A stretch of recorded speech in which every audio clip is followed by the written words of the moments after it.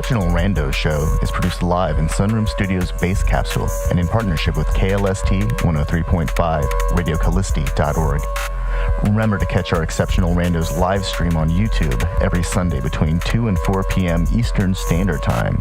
And if you have a story, idea, or question that you would like to share, we want to hear from you. Thanks for listening. Well, that was random. Exceptional Radio. Hey, good afternoon. It is... Holy crap, it's February. You know, they say time flies when you're having fun, right? It's crazy because this weather is... It can't decide. It's bone-chilling, just freeze you to the core. Windy, cold, horrible. And then right now it's like 50 degrees outside. And I love it. It's like exciting. Indiana, man. It's so exciting. And incidentally, it's not quite muddy yet, so it's tolerable. But man, once that mud starts happening, well, I don't know if it's going to be wet enough this year. That's a good point. Very dry. It's incredibly dry. I actually started using moisturizer like more sooner than normal. I found myself actually getting out the lotion. It's like it was still January. And it's like, man, this is normally like a middle of February, March type thing. I have to use it multiple times a day. It's like after a shower, I have to use it, and then maybe a couple hours later, I have to use it again just because it's so dry. We've been, trying to humidify, and it works to a certain degree, but I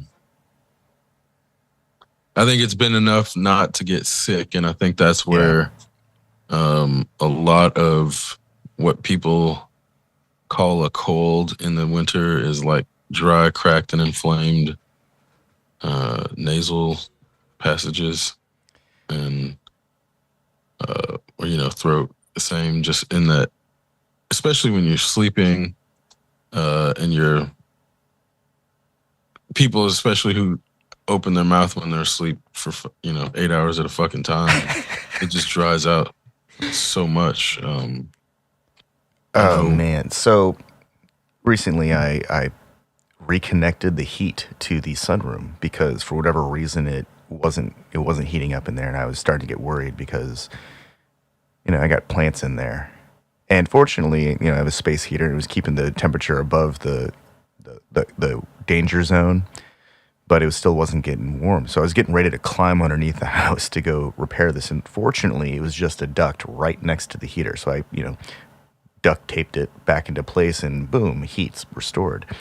And I think everything's fine, but it's really not, because for the last few days I've been getting this extra kind of dusty, dry sensation. So I go back down there, and lo and behold, the filter itself had become dislodged. So I'm like reaching inside this thing now, putting it all back in place, and no more dust. I don't have that dry, cracking, burning sensation, which incidentally goes away with like a shower or a cup of hot tea. It just disappears. Yeah, the quickness with which things dry out in this weather is just it's not it's like unreal. Because I was crawling around and getting ready to climb under the house, I moved a lot of fiberglass out of the way to the access point to the crawl space, and as a result, I decided, hey, I'm gonna shake this fiberglass out of the jacket, and then I'm gonna wash it. So I do all that, and it occurred to me I could put this in the dryer, or I could take advantage of sublimation. And so I put it outside, and it's still the sun was out, kind of. It was daylight, and the jacket, because it was like 18 degrees outside, water just skipped the whole solid phase and just evaporates. I mean, it becomes really solid. It becomes very stiff denim is already stiff when it's wet, but like it's a different kind of stiff. It's not a frozen stiff. It's a dried out stiff. So I had to shake it back into pliability, but it's the craziest and coolest way to dry anything is Yeah. cold sublimation. Now that you said that, I poured some water in a bowl for the animals outside, and some of the runoff, I thought it was going to freeze, and like an hour later, it had evaporated. Yeah, just gone. Just the air is so dry, it just absorbs it, and it absorbs it so readily because there just isn't any moisture around. That column of moisture in the air that exists over a lake doesn't reach out when it's so cold. It's truly dry in a lot of places right now, except for where it's been raining. But then to consider that all of those atmospheric rivers are being fed by something, by some kind of extra wet volume of air that's just pumping moisture into the upper atmosphere to form those atmospheric reservoirs, feeding those atmospheric rivers, and then dumping it all onto California like it ain't no thing.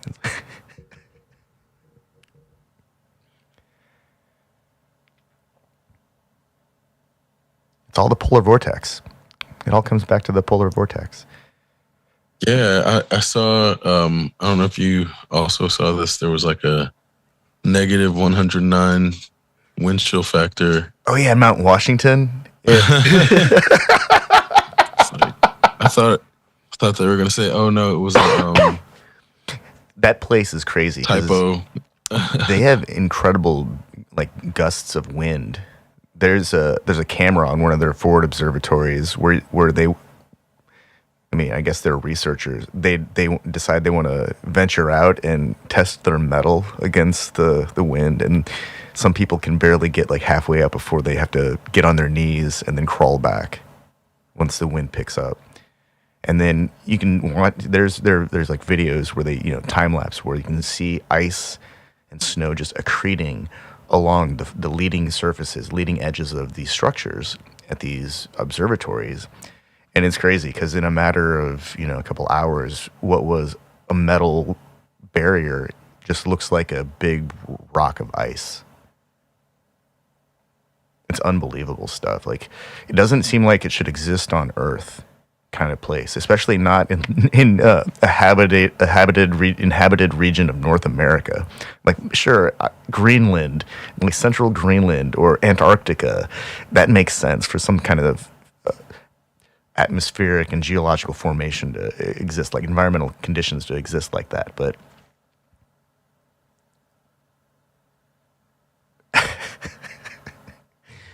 Yeah, it does seem increasingly like the planet shouldn't be habitable by humans in certain times of year. Like, there's going to probably be, in the middle of summer, Death Valley at 148 degrees or some shit. Like, I cannot imagine how many layers it would take to be in negative 108 wind chill without your eyeballs freezing. Oh, you'd have to have a special suit, but anything below negative 50, it'll pretty much it guarantees frostbite in like 5 minutes. So hypoxia sets in probably less time than that. Lung function probably ceases if you don't have the right kind of equipment, if you don't have some kind of breathing apparatus. Like lungs. Right, the alveoli probably freeze. Like, it has to. You have to be breathing in freezing cold air to the point where you can only breathe it in for so long without that shit freezing. Before it freezes, even lungs. It would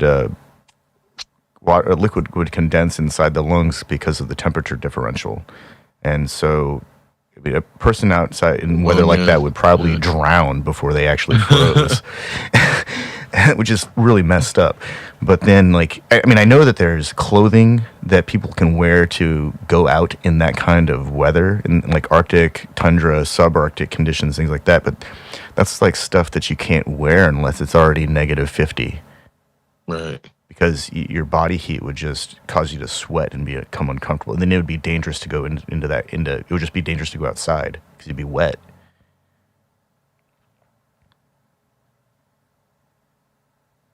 Oh, negative 100-degree wind chill is insane, though. Like, Well, I saw a video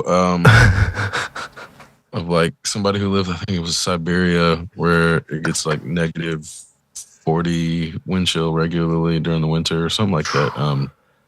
And they only shower like once a week because I'm sure they probably don't even hardly sweat. yeah. In the same way when shit is like I couldn't imagine how your body regulates itself at that type of temperature. I remember when I was like 11 years old, we had just moved to Indiana. It was like our first or second winter in Indiana. And maybe it was the first winter in Indiana. And I remember it was super cold and there was a negative 40 wind chill advisory. And I didn't have like a sufficient outerwear. I didn't have a jacket that was rated for that kind of temperature.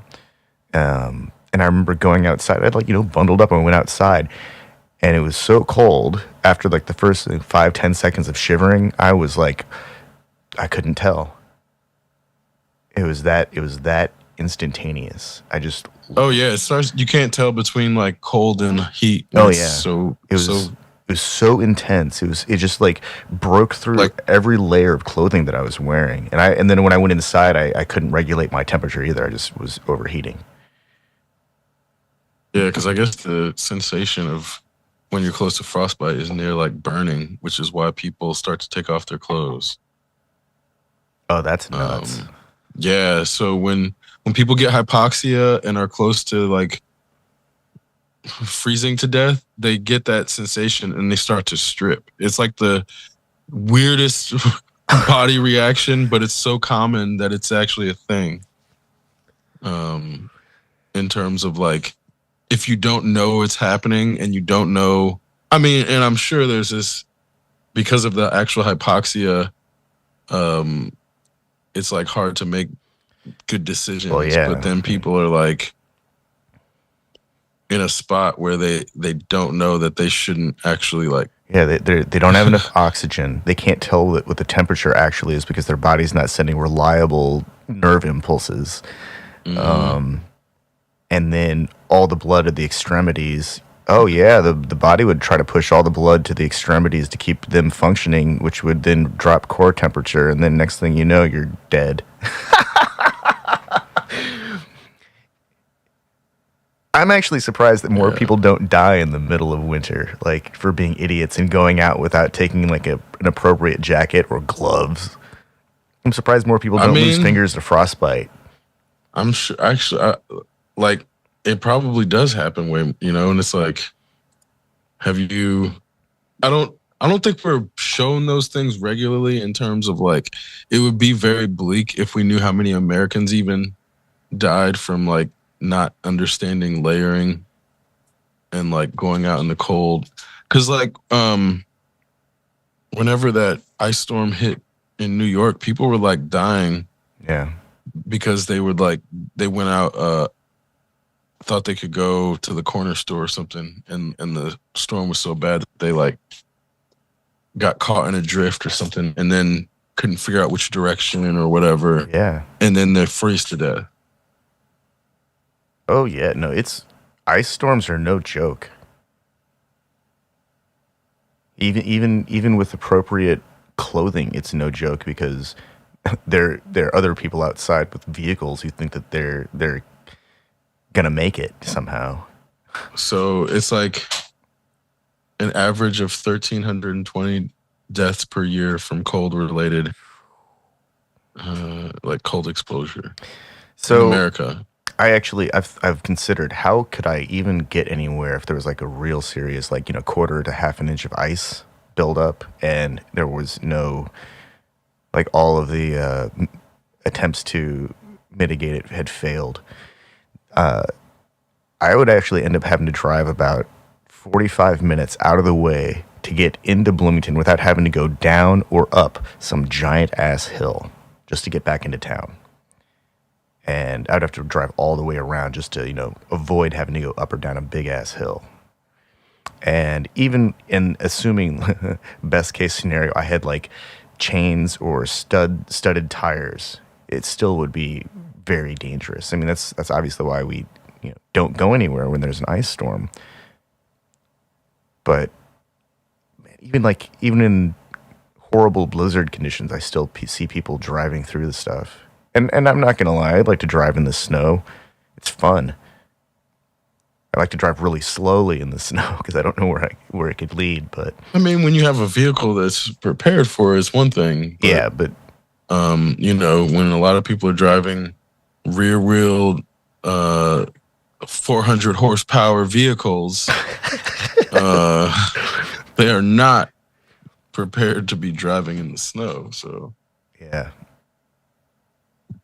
yeah, and throwing some fucking snow tires on that vehicle isn't gonna make it work. Like, it's gonna be slightly better, but still not good enough to actually handle like ice and shit like that. So there are vehicles that are much more better equipped, and I think the issue is also knowing how physics works and then what type of precipitation you're dealing with, or if it was actually from ground. Well, even down to moisture regional tire compound formulations. Oh, for sure. I think that's the biggest one.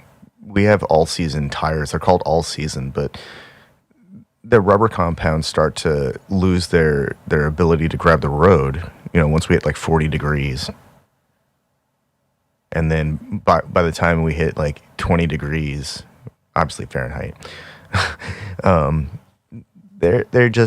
they're not able to grab the road the way that they need to for the way that people seem to be driving when it's wet or extremely cold out.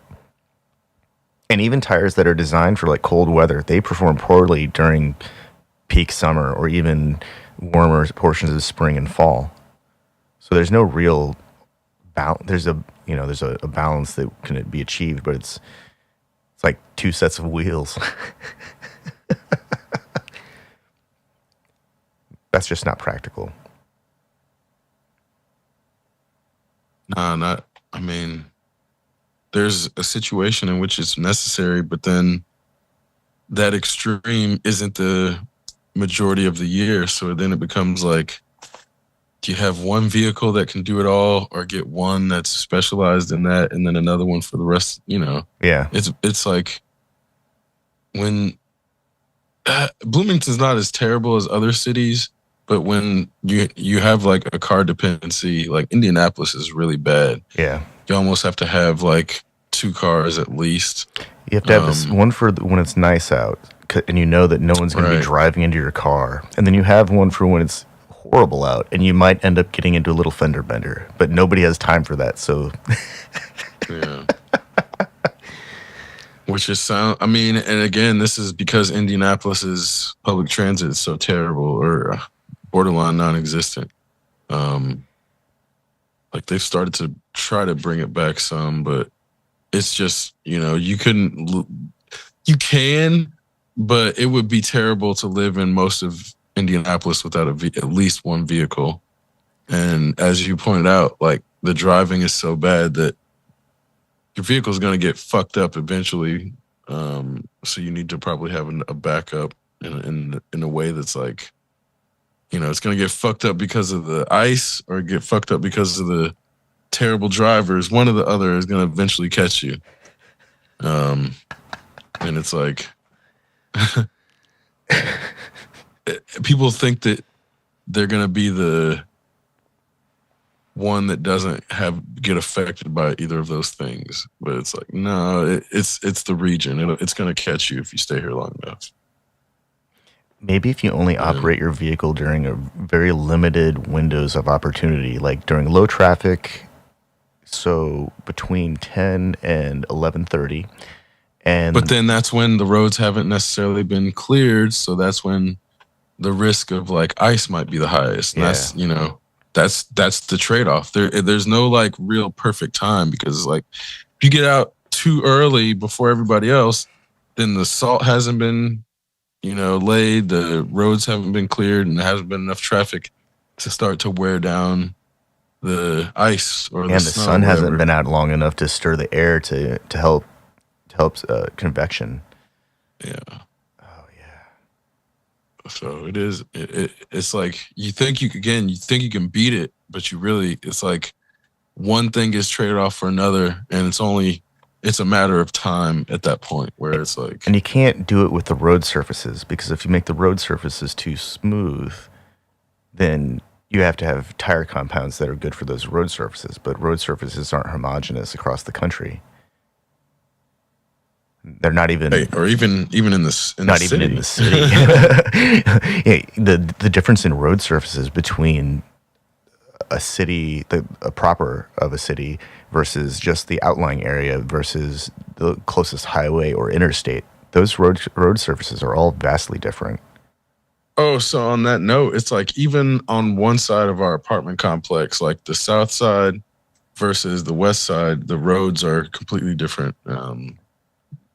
Like compositions in that if you like rollerblade on one, it's very smooth, whereas the other one you wouldn't be able to do it in terms of like it's so bumpy. Um, Oh, I hate those like kinds of I've roads. I don't know if you've ever rollerbladed on bike trails, but a lot of them are actually too bumpy to actually rollerblade on in a way that you wouldn't expect. But because your feet are, they're not super sensitive, but when there's like constant vibration, the muscles have to deal with like trying to adjust, but also not being able to get a proper grip because they're vibrating.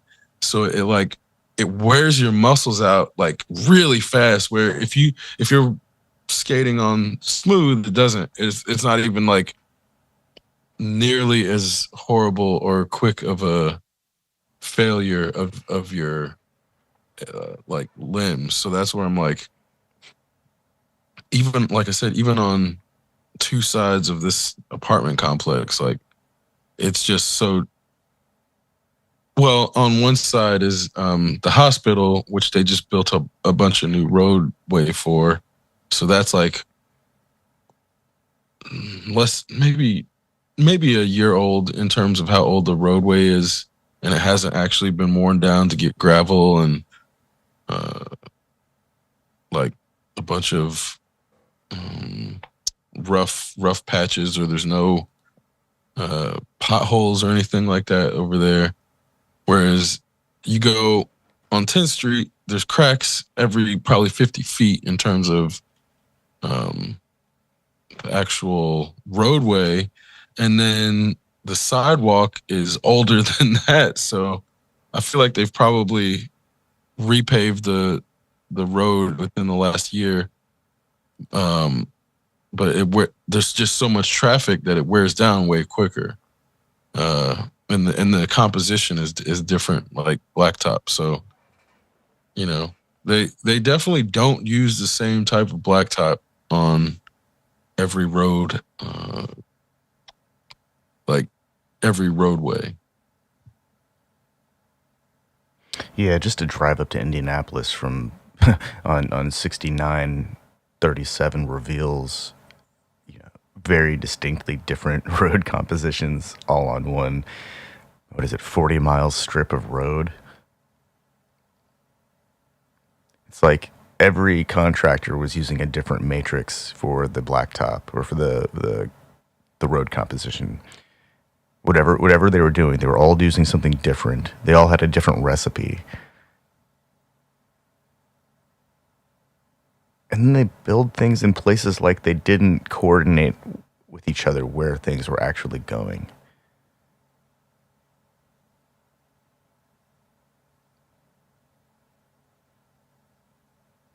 And that thing, it just feels like it's never gonna be complete. There's always construction somewhere It's been a on that. thing since I moved to Indiana when I was 10. So 32 years it's been going on. And they've only gone from Evansville to like Martinsville. And they did the Evansville to Bloomington section in the last like 20 years. The first 10 years, it's like they didn't do anything, it seems. Thanks, Mitch Daniels. I mean, I don't think he's solely responsible, but he's definitely responsible for the last 15 years of construction. Mitch Daniels, and I'm sure they all had a hand in it. They were all every governor. But he's the one that pushed through. They had been the anti-69 fight had been successful up until Mitch Daniels, and he's the one that became like pro 69 in terms of the actual governor of the state. And then he became the president of Purdue University. Which in some ways might be like an actual promotion. Well, but that just shows he failed, because you're supposed to go to Senate if you succeed as a governor, or the White House, or the White House for that matter. You're not supposed to exit politics. Governor is not the top of the politics food chain, and it's a stepping stone. Whereas like, what's his name? Evan Bayh is like an example who made it through. But Mitch Daniels fucked up. Apparently. I don't know. He's in a position to affect the outcomes of minds when they're ready to start impacting broader choices. I guess he had the same kind of opportunity as the governor to, I don't know, undo education.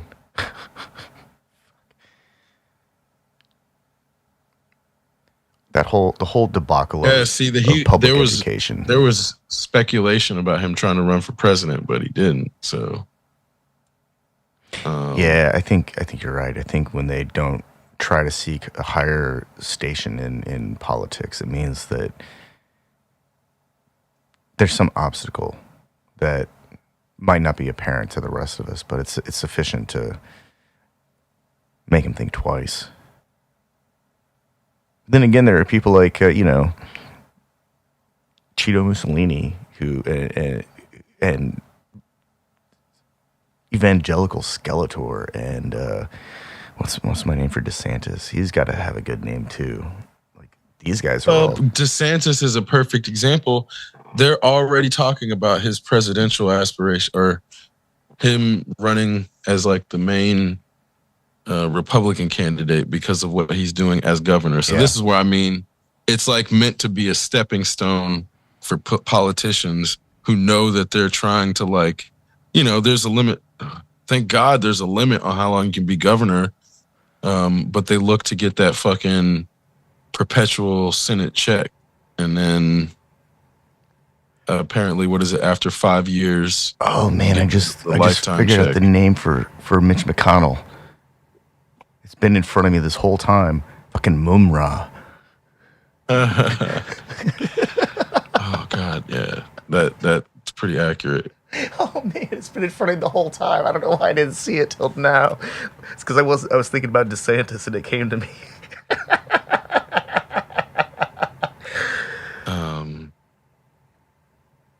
But we have oligarchs in our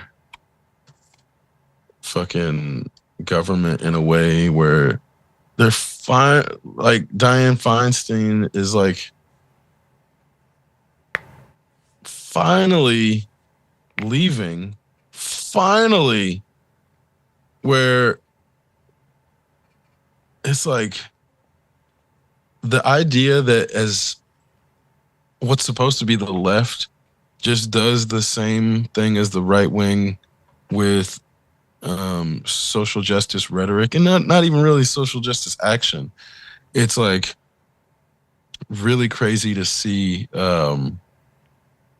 like big D Democrats are no different than Republicans right now in terms of like the sheepishness and their willingness to just like parrot government propaganda. Because I'm looking at like the Chinese quote unquote spy end quote balloon, and the way that Democrats are like attacking Republicans, and then the way the Republicans are attacking Democrats in terms of something that was claimed to be an aggressive act by China. It's like, well, we've already lost. If China, if this was an act of an aggression from China, let's just say it was an act of aggression, and the result is Democrats and Republicans fighting, well, they fucking won that exchange by a long shot. And further, we never have a fucking chance. If the reaction to something that they're claiming in the military industrial organization to be an act of aggression, and our response is infighting, oh, we've already lost. So it's like, You know, the thing that I think is most amusing about this whole balloon, I don't know what to call it even, but I've read that there have been members of Congress who expressed concerns over a balloon gap. Like some ancient-ass balloon technology, like we're somehow lagging behind China in the weather balloon department. Never mind that China has, AI and hypersonic weapons and the problem balloon gap. The thing that you're doing wrong right now is you're trying to use logic. You're trying to be rational when the people that we're dealing with are irrational, completely illogical, and don't actually care about reality. Like the right-wing Americans, it's like it doesn't matter the reality or the optics. They're going to use this as a means of launching an attack on Democrats and launching an attack on Joe Biden, and by proxy, launching an attack on the government. So with all that said, looking at the actual balloon from a logical perspective, it's almost useless in terms of like, well, yeah, we can look at it and assess it's probably actually a weather balloon. It would be very fucking stupid for the Chinese government in 2023 to use this ancient technology, which is so obviously seen that it could cause an international incident, when they have actual covert spy satellites that probably can get just the same level of quality without fucking raising a red flag that it's there. China has their own version of an international space station, and China is home to manufacturing of camera lenses. Not just that, but imaging sensors. And they manufacture, lo and behold, entire camera systems, like broadcast grade zoom lenses, the kind that we see at stadiums for sporting events, the kinds that can zoom like from one corner of a soccer field to the other corner of the soccer field, and then show you the pores on some spectator's face. You can see their nasal hair.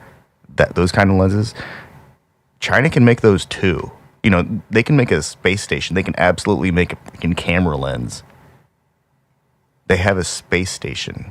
I mean, if they wanted to see what was going on in, Joe Bob's backyard on a Sunday afternoon, they can. Yeah. Well, fucking balloon. I don't know if you ever saw that quantum camera demonstration. Oh man. It could basically look at an ant on the ground from space. Oh man. Read somebody else's newspaper from space. Which is where I'm like, yeah, that is much better than something that a weather balloon easily get caught. Yeah, so some port. It's like racist. It's racist to assert that China would be using this old ass fucking technology to monitor America. And in terms of like, yeah, they could really easily do it. The Chinese statement was like, America is overreacting. And that was it. They're like, that's it. They're like, these guys are overreacting. Just ignore this shit. Because then I'm like, population density of Montana is 7 people per square mile. You mean to tell me they couldn't find 7 square miles of uninhabited land in Montana and just shoot down there? Bullshit. Bull fucking shit. So the issue is they're like, oh, we don't want any debris to fall on an American citizen and hurt them. So hold up. This Pentagon and Department of Defense that spends $1.9 trillion yearly on death machines suddenly is worried about fucking American civilian. We don't want anybody getting hurt. Suddenly you're worried about somebody getting hurt when all you deal is in death? Bullshit. Bull fucking shit. Because I was alive during 9/11 and I remember them scrambling the fucking jets that if the plane was going to attack another building, they were going to shoot that shit fucking down. So if something is threatening Americans, they're definitely willing to take out other Americans to prevent more Americans from dying. And they've shown that. And then they'll come up with these fucking bullshit lies. Oh yeah, the rugby guy on the plane fucking stormed the cockpit, even though the cockpits are locked, and technically those locks shouldn't have been able to be opened unless somebody did it voluntarily. So this one guy stormed the cockpit and then turned the fucking plane over and crashed it, even though they had already scrambled jets. No, they didn't shoot it down. The people on the flight fought back. That's what happened. And then we'll make a movie about it because Americans are fucking stupid and they'll just believe anything. Because then I'm looking at Roswell. The fucking thing in the sky looks damn near like the thing that they were trying to say at Roswell is what crashed. So I'm like, now Roswell to me, after many years of being able to think about things, the timing of Roswell is such that when American military was testing fixed wing aircrafts, guess what? They fucking lied about that. They were lying about testing fixed wing aircraft. So Americans had this technology being tested around them. The shit was so unstable that when fixed wing aircrafts were first flying, they couldn't get the ailerons right. So it was super erratic.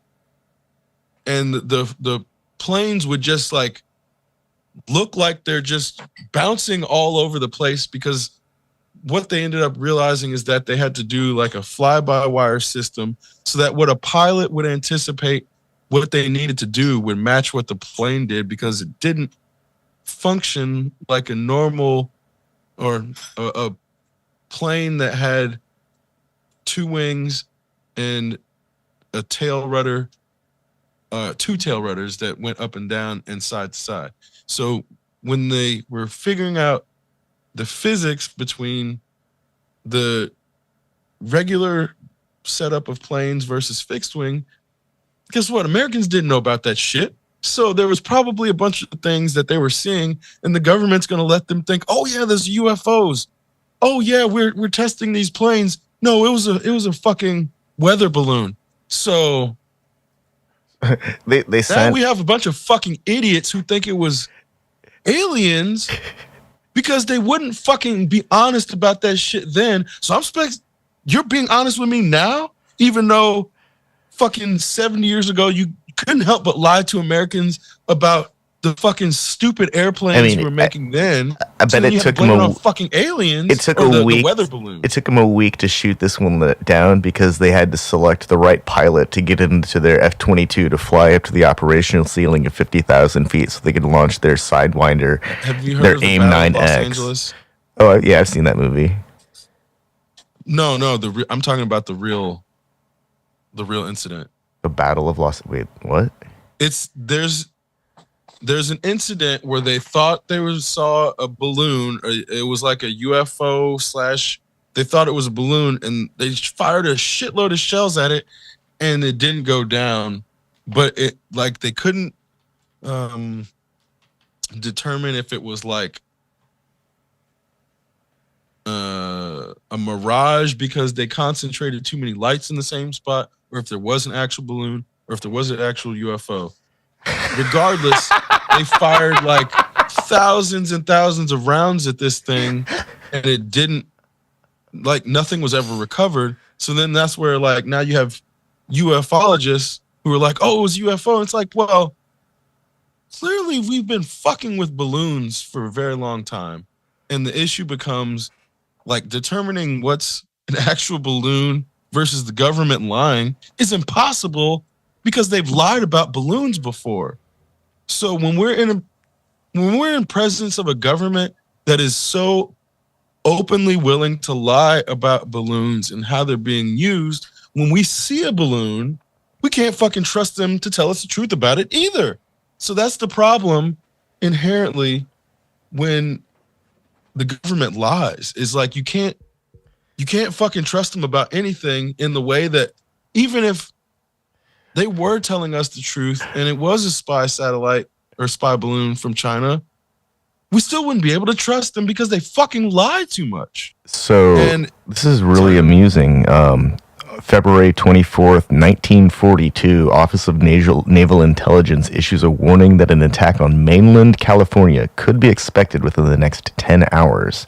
And so the press responded, with press conferences, of course, saying the entire incident was a false alarm due to anxiety and war nerves.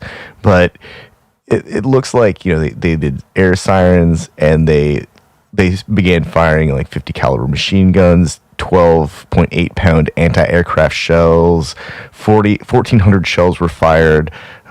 Pilots from the 4th Interceptor Command were alerted, but their aircraft remained grounded. Artillery fire went on for, from 3:16 until 4:14 in the morning, until all clear was sounded. So they fired guns and cannons for like an hour at a spot in the sky. Yep. It sounds fucking, I mean, it is stupid.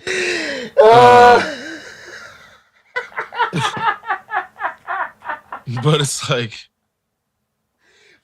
okay, so this is actually dumber than the freaking emu wars that Australia engaged in multiple times. Like, at least that there was a goal to eradicate emu, which were causing like untold damage to agricultural lands. But this, they just dumped a bunch of ammo into the ocean for an hour. And 5 people died because of car accidents and heart attacks. People fucking died. What the fuck? Because of a spot in the sky. So when this government is like, oh, we're worried about Americans dying, fuck bullshit. Bullshit.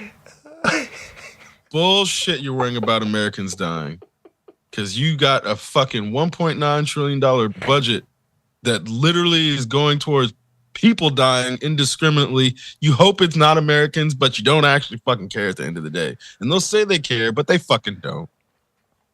So it's like, yeah, this should have been a good wake-up call to like make people realize that war is fucking stupid, in terms of like, if we spend $1.9 trillion every year on military defense, but a fucking balloon can get through our defenses, this is a waste. This is stupid. Let's all just stop. And obviously that's not going to happen. But you would think that if anything could be agreed upon by like Democrats and Republicans, it would be like something like this, where we're like, oh, there's a massive failure somewhere, but if we can't stop a balloon, we can't like actually hope to stop anything. So let's like try to figure out a way so that China stops trying to fucking send balloons or whatever's happening, and we'll stop trying to send balloons or whatever we're doing over there. So because we definitely got spy satellites. So of course we, in 1945, after the war ended, the Japanese, they declared that they had flown no planes over Los Angeles during the war. And in 1983, So, 48 years later, the United States Air Force concluded their analysis of the events and evidence. 48 years later.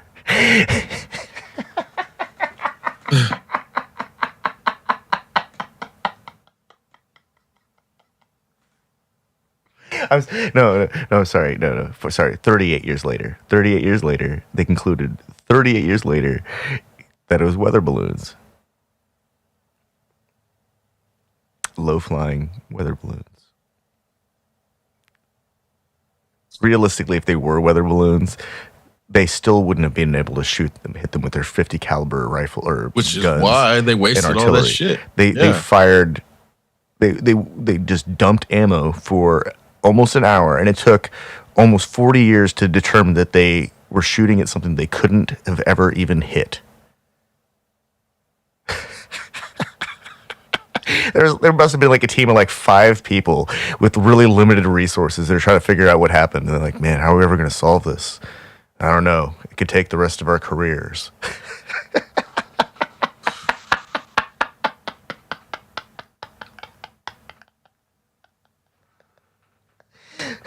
So that's where, again, it's that same.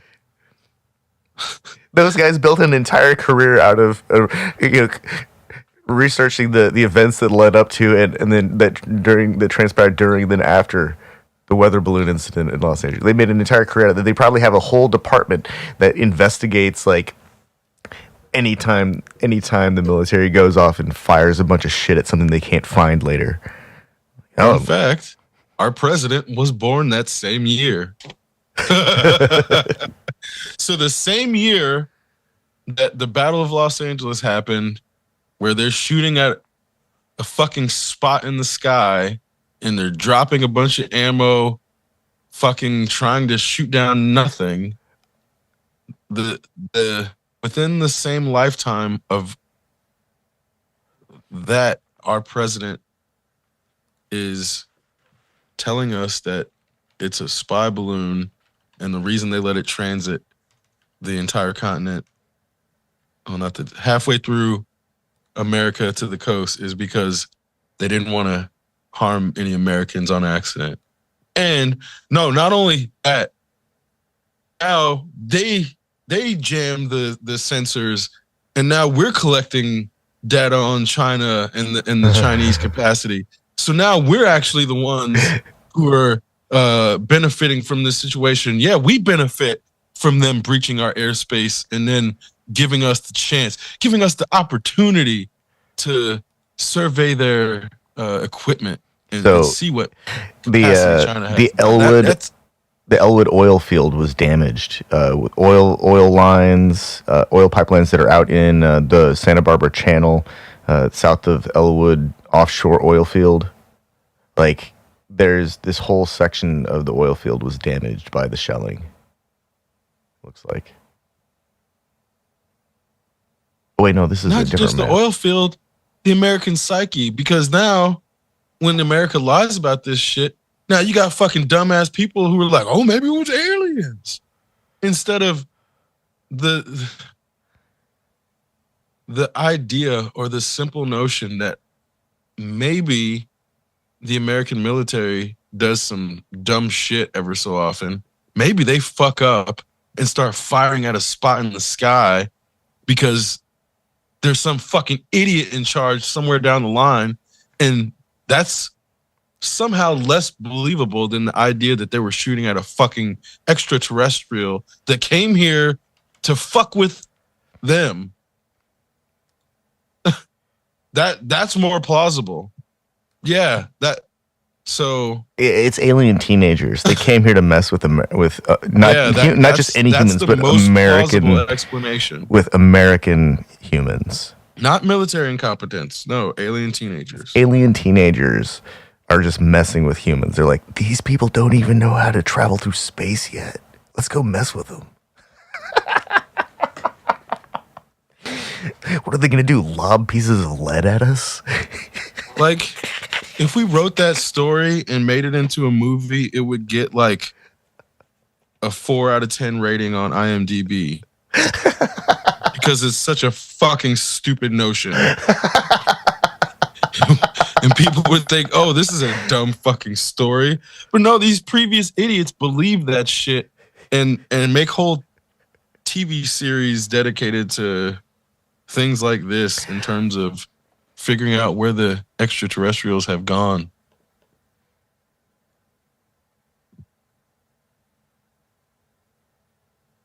But again, that's what happens when you lie to your people about testing fixed wing aircraft and say it was a balloon.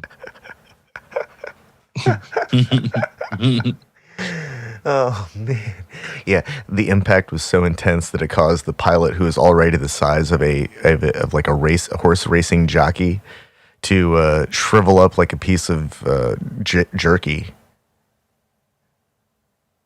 That makes sense too, right? Burn up in their suit. They didn't know how to make fireproof or fire retardant suits. They didn't have ejection seats. Probably had a highly oxygenated environment. So when they did catch on fire, they probably exploded in their suit and then cooked them like a freaking turkey in a oven bag. No, these are the people that were sending animals into like space and low Earth orbit with no protection to see what happened.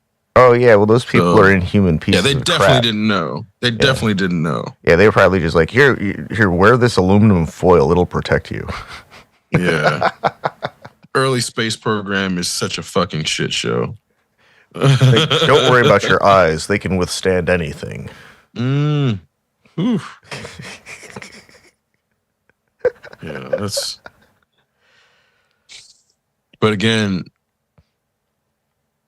that's... If it truly was a meteorological balloon that caused the Battle of Los Angeles, why would we anticipate that it couldn't be a weather balloon that caused the Chinese spy incident of 2023? Because that's where I'm like, in reality,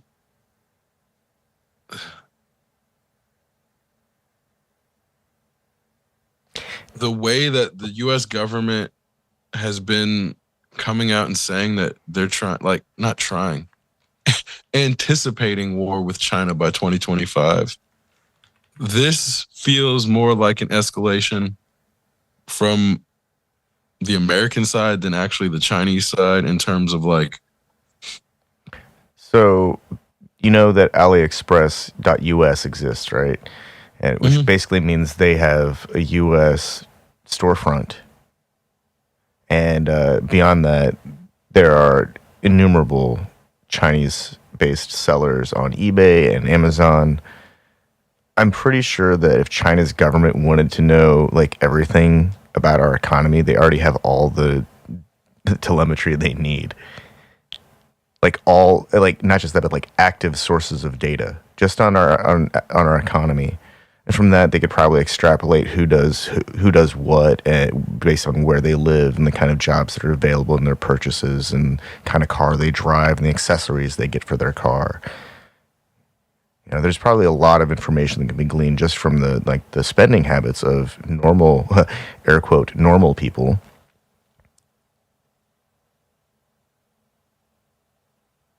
It's like the idea that visual surveillance is even necessary anymore is kind of a joke.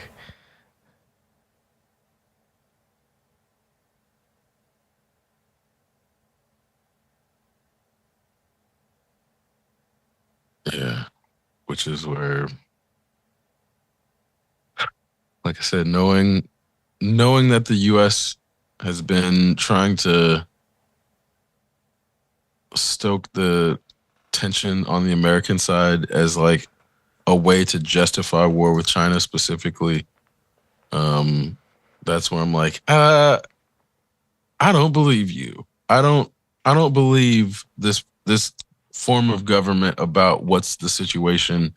Like, I definitely don't think Chinese government is like good or has necessarily good intentions. Like, as a general, like, I'm not going to be like, oh, the Chinese government's better than the United States. I don't fucking know anything about the Chinese government as far as how they operate, except what the United States government tells me, which is why I'm not going to make any judgment calls about it because it's only from propaganda. So I have no real information to work with.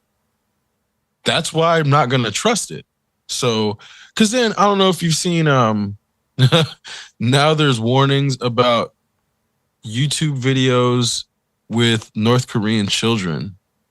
Huh? So if you haven't seen it, I'm about to blow your mind because new propaganda just dropped.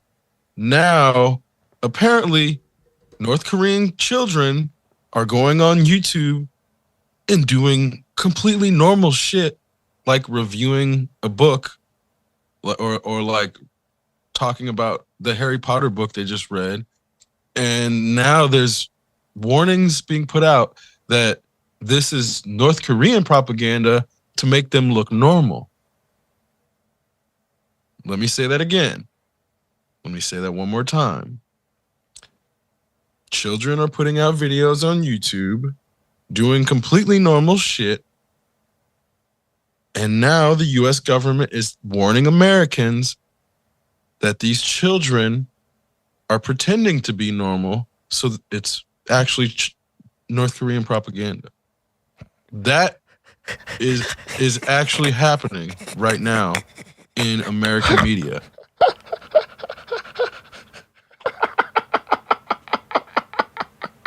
They are so scared that now the thing you're supposed to be scared of is a North Korean child reading a book. That's some scary shit, man. We need to go to war. These kids got Harry Potter books. Supposed to be communists, not have that. They can't be making us think that communism has Harry Potter too. What can capitalism benefit people if you can get Harry Potter books in communism? Now we don't have any positive aspects that we can hold over communism's head because now they got Harry Potter. Wait, isn't Harry Potter like a pro-socialist? Doesn't it have like already have pro-socialist undertones like all throughout, anyways? If it does, it's only accidental because J.K. Rowling's a fucking huge capitalist turf. Well, I know that she is now, but like she was. No, I think she always was fucking anti-Semitic, like fucking what I don't even want to say the name of the Chinese character.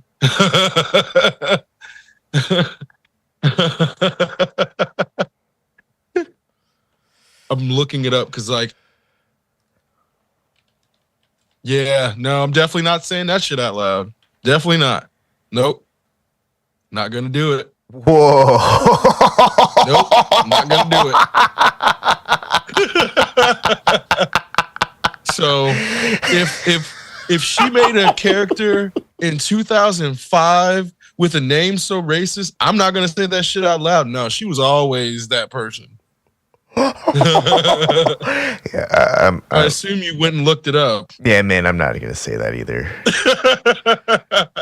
Yeah, I'm not saying that shit out loud. No, man, like I'll say things like "fuck that person" and they're trash, but I won't say that name because what the fuck. I think the black character is not as offensive. So what is it? Really? No way. Let's see. Apparently, there are at least 10 use. No. Angelina Johnson. That's pretty normal. Yeah. Blase Zabini.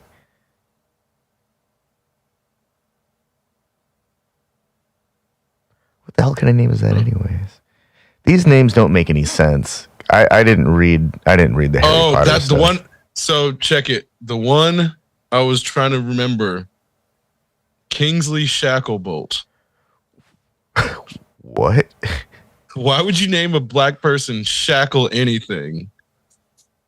But Kingsley Shacklebolt was the name of a black character in the fucking Harry Potter series. Kingsley Shacklebolt.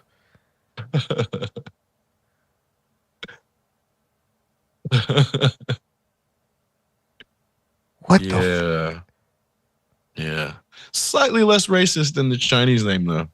The Chinese name, like I said, it's not even going to say it out loud.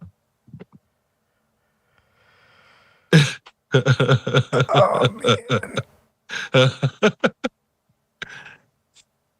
Yeah, I mean, it's not like previous revelations hadn't like already tempered my memories of watching those movies, but now it just makes it even weirder. Like things you don't notice, things that I didn't notice because I didn't really pay close enough attention when I was watching them. Well, the racism is just so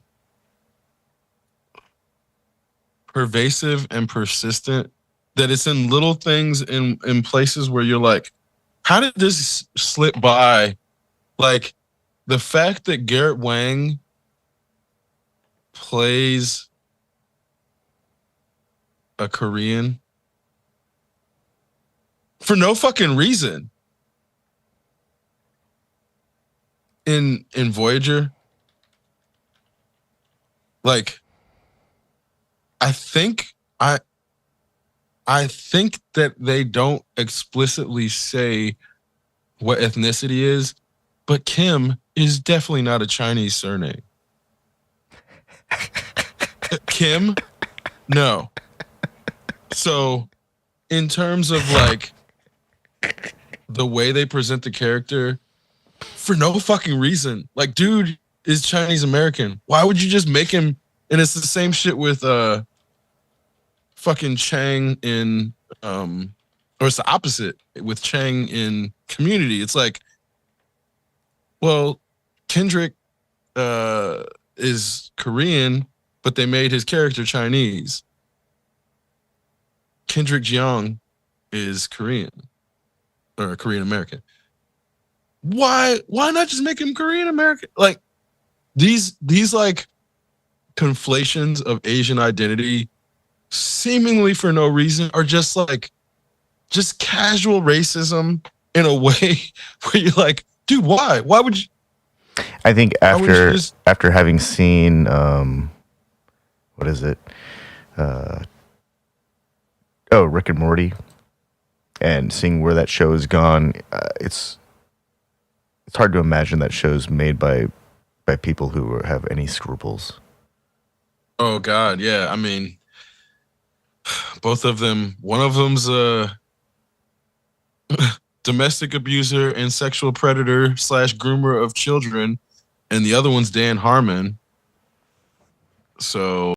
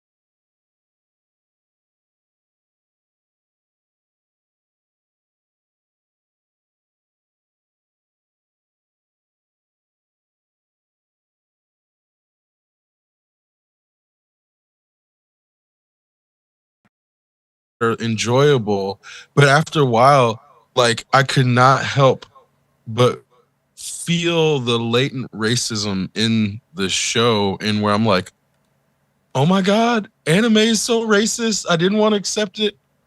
Like, there's all these things in anime where you're like, you're willing to write it off, and you're willing to write it off, and you're willing to write it off. But then at a certain point, you're just like, oh my God, these people are fucking, not all of them, obviously. But a lot of the ones that make anime are racist, where you're like, okay. In Record of Ragnarok, the basic premise, it's Ragnarok, and all of the gods are fighting against humans to see if humans have the right to keep living after 7 million years of basically being pieces of shit. So the story's like, the premise is like, okay, this is a decent premise. It's not like anything revolutionary. It's a fucking tournament. Whoever wins, and basically the stakes are not, this isn't the first time this type of, like, fucking Mortal Kombat, just 11 games about the same shit. Not the only one. Anyway, yeah, it's basically Mortal Kombat. So the story already doesn't start off in a way where you're like, okay, it's cool, but it's not original enough for me to give them like any benefit of the doubt as if they're coming from a place of like enlightenment. So then I start to notice like all of the people who are defending humans are either Japanese, which I'm like, okay, that makes sense. This is coming from Japan, or white. And I'm like, okay, hold up. Why would Japanese animators or whatever just have any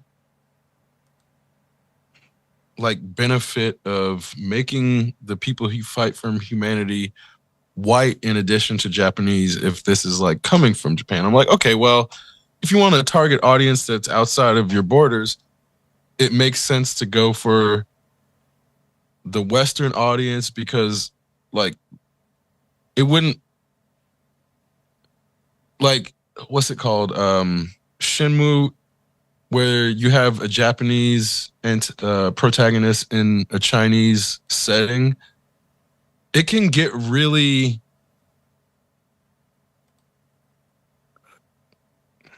antagonistic really quick in a way that it's not so antagonistic when you're like making it a white person who's like across the ocean. And I can understand that. But then they'll do shit like include Indian gods or Indian, like, no, Indian people now I think about it. But like they'll include Indian gods and Norse gods and Greek gods. But nothing like Christian, like the fact that Christian and Muslim were left out is like, that's fucking weird. Like if you're gonna go here, or Zoroastrianism, if you're gonna go one place, I don't understand why you're not going another. And I'm like, okay, I'll give it the benefit of the doubt. Then I'm like, okay, there's like no black people at all here. Not even no like brown people, no black people. And I'm like, okay, I guess I can like understand kind of, because maybe it's not like the first thing they think of.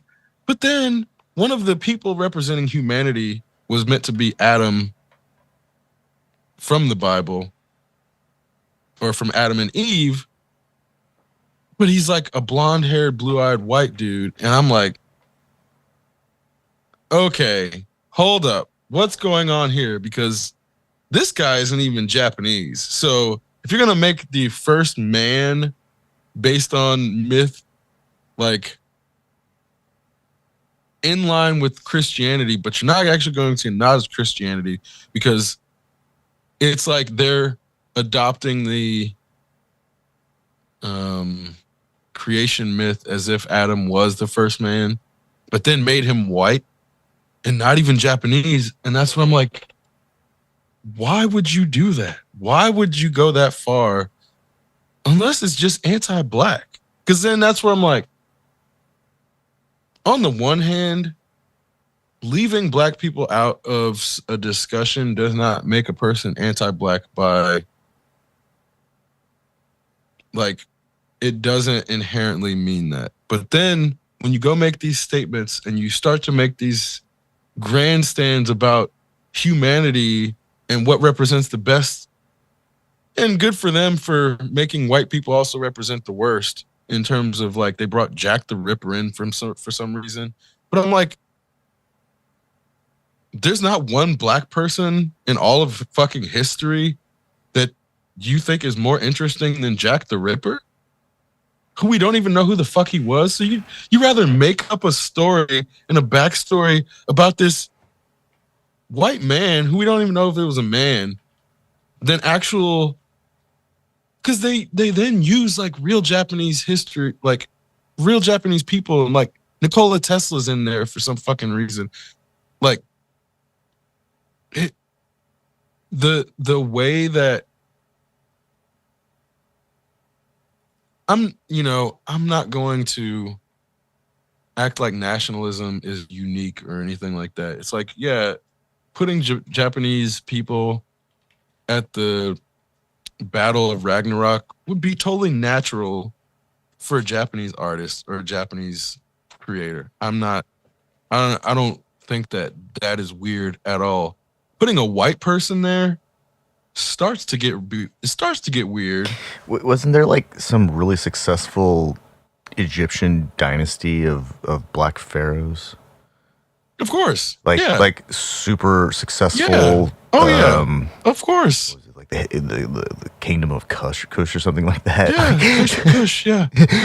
And Nubia. Nubia, like super successful. Aside from that, empires.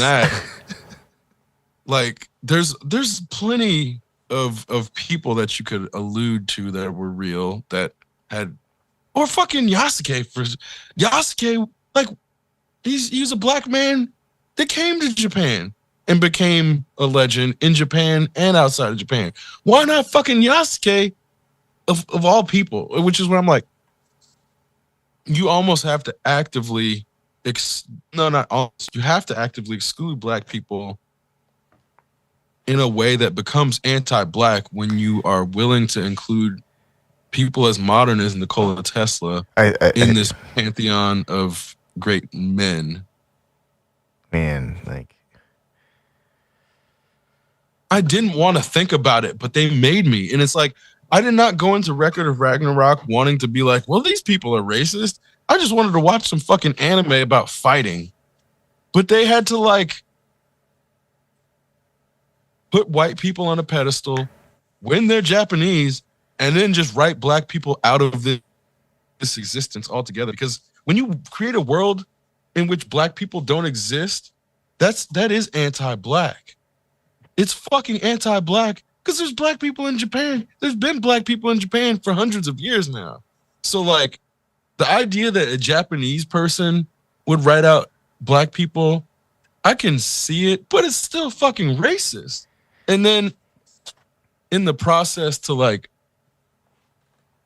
elevate white people in a way that is like, is just so unnecessary. It's like, you didn't need to make Adam a white guy. He could have been Japanese and it wouldn't be as offensive as making him a white guy while actively excluding black people altogether. Because that's where I'm like, there are fewer white people on this planet than there are black people, just as a matter of fact. So I'm looking at the wiki fandom for Record of Ragnarok, and all of these people look like there's something wrong with them, like they're mentally ill, like psychotic.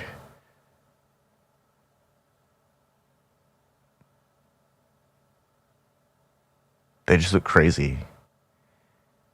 Here's a blue person with like 4 arms. That's even crazier. That's Shiva. Okay. Which isn't far off. But then the way Indian... Why is Buddha this short dude with gray hair? Why is Buddha getting into a fight with anybody? I think you're talking about Zeus. Now I'm Buddha looking at is this like picture. It says Buddha.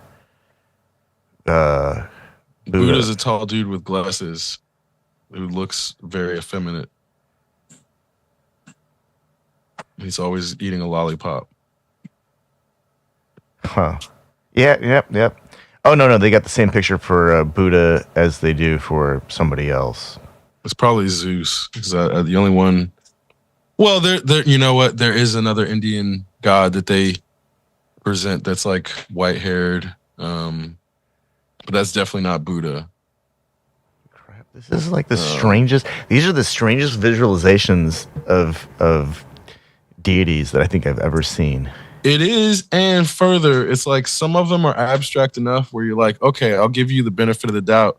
But then they do other things where you like they pull back in whiteness in a way that is like elevating whiteness. And it's like you can't help. But There's nothing reflected in this image of Buddha that says anything about following the middle path. This is some muscle bound like gym bro. I don't think that's Buddha then, because Buddha's wearing like a USA Chan like tank top. Yeah, I'm seeing that, and he's got muscles and sunglasses and a lollipop and sandals, this is like a muscle bro. He's not really muscle bound in comparison to the other stuff, which is what I'm like, he's really skinny. But he's all ripped and chiseled. That's like just the way they are. Yeah. Here's a crazy looking dude wearing freaking armor. What the crap? Why is Nikola Tesla wearing an Iron Man suit? And getting why is Nikola Tesla in there? Why is Nikola? That's what I'm like. It would be cool if they put other non-white people in there. Well, why do they make him look like psychotic though? And why is Beelzebub? Why does Beelzebub look super chill? Let's keep it real. Nikola Tesla was a psychotic person. Well, yeah, I guess maybe that's like an accurate reflection. Maybe these are accurate, and maybe all the humans they're putting this really were nuts. That's not fair. Jack the Ripper was definitely crazy. Yeah. Adam and that doesn't make any sense either. Okay, now I'm going to watch this just because I'm so perplexed at the visualization of characters. Well, because then there's like this guy, Tamimon Raiden, a real Japanese person in history who's one of the greatest sumo wrestlers of all time, apparently. So they would like include him as one of the people fighting for humans where you're like, oh, I've never heard of this guy. I'm like learning something about history, learning something about Japanese culture. Cool. And then throwing Jack the Ripper. And it's like, dude, what the fuck? Like the juxtaposition of having a bunch of actual Japanese historical accurate warriors and then throwing in like Jack the Ripper as if that's like, because it's trying to be high-minded in terms of like, yeah, that's all part of humanity. But even humanity doesn't like that part. So like elevating that as being necessary for representing humanity is like further romanticizing colonialist like murder culture in a way that's it's unnecessary. They didn't have to go down that path, which is again where I'm like, you want to come to it. Like the storyline was interesting to me in terms of the way they start to present it. It is very rooted in honor in terms of like the martial artist and representing like just the desire to get better. And they do those things in the series. But then there's this other weird element where I'm like, this feels like it's being done to sell to white people. And I can't help but feel that way, which is where I'm like,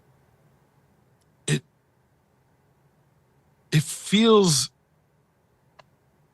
manipulative in a way where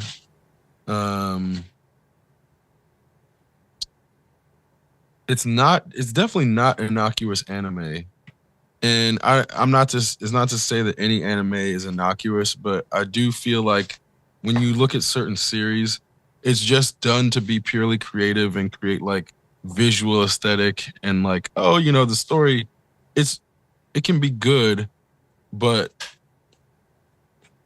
I think a lot of people who produce anime are trying to like explore the medium and see what can be um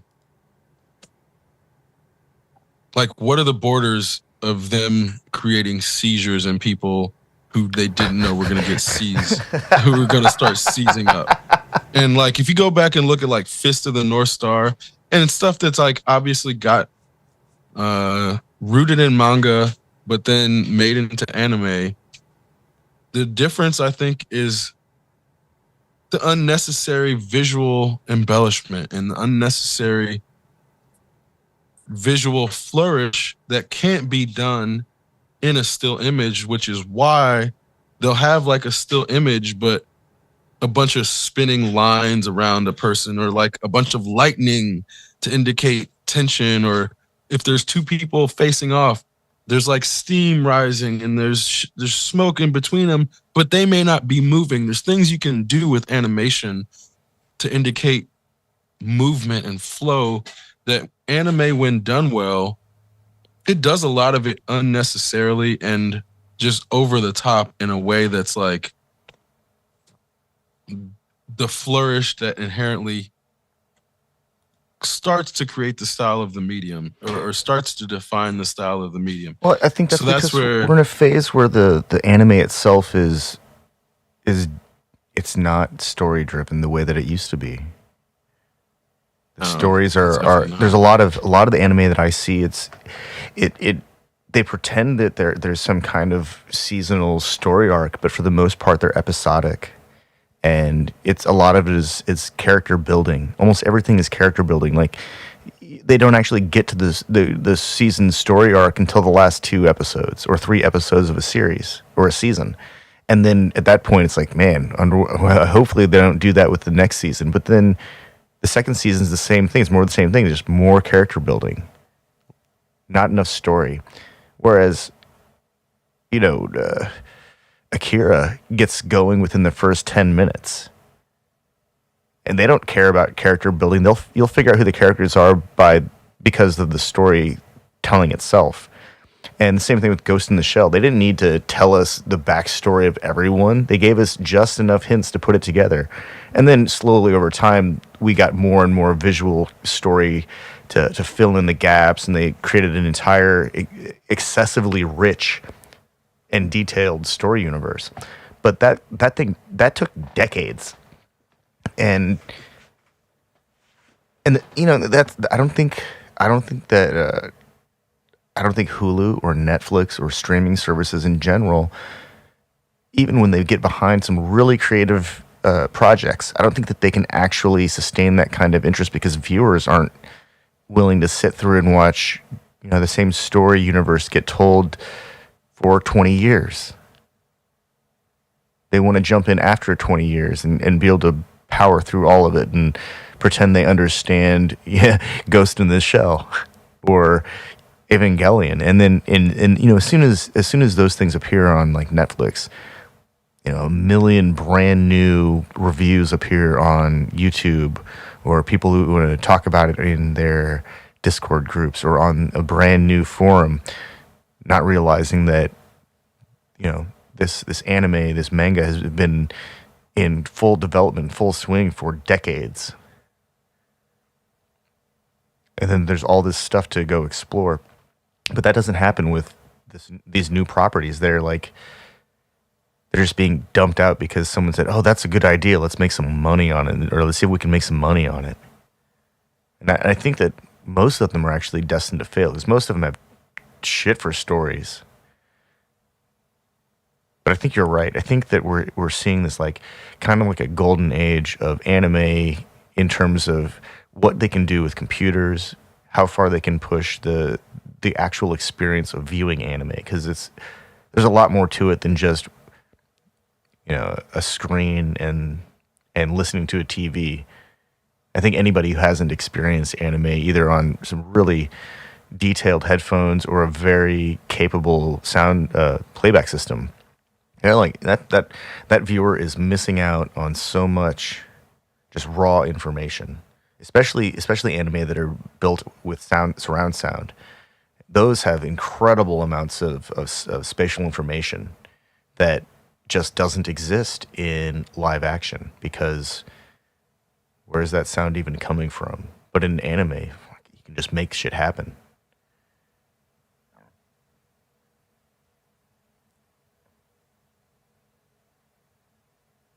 Well, and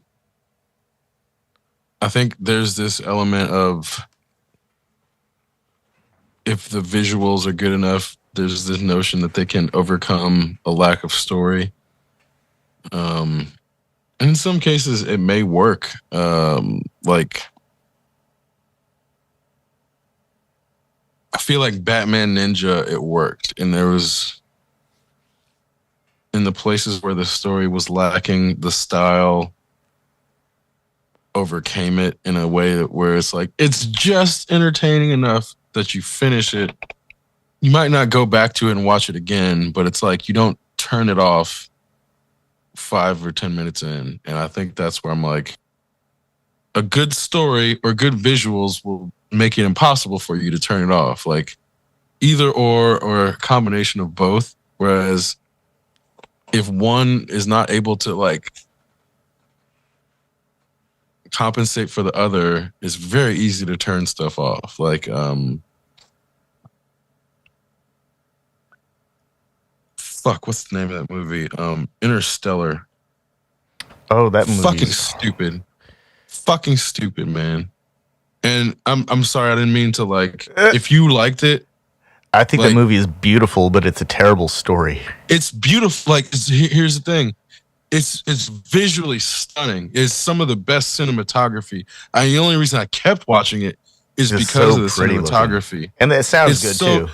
But when I got to the end of it, I was so mad. I was so fucking mad that I watched this movie that I'm like, I can't believe they tricked me into finishing this fucking movie. This is just 2001 with like Matthew McConaughey. That's all this is. They just And Matt took Damon. 2001. And Matt Oh Damon yeah, instead and of Matt Damon. Hal. Yeah, that's all.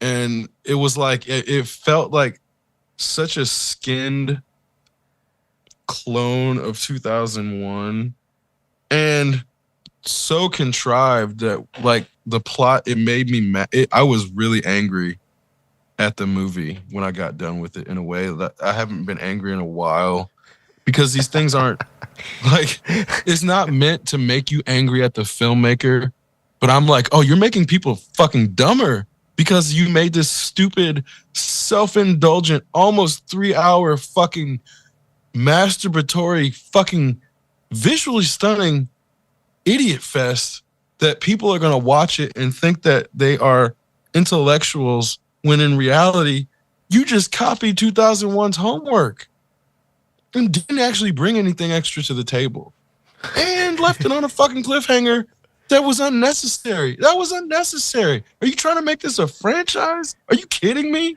You leave it on that cliffhanger? Are you kidding me? Man, I really have not been that mad at a film in a while. And again, I think it was because the film took itself too seriously and was like trying to make political statements. Because I remember I watched it 2 times. The first time I fell asleep. The second time I finished it.